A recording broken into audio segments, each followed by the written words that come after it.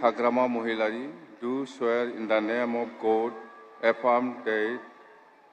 I will bear true faith and allegiance to the Constitution of India as by law established, that I will faithfully and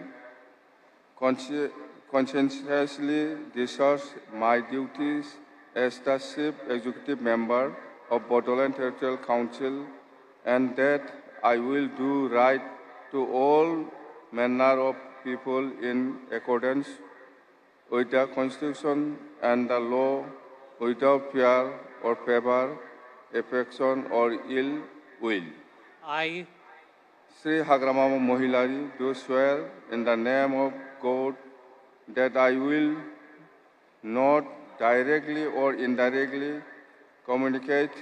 or reveal to any persons any matter which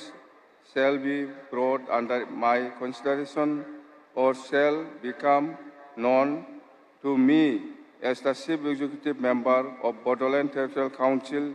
except as may be required for the due discharge of my duties as the Chief Executive Member. Thank you.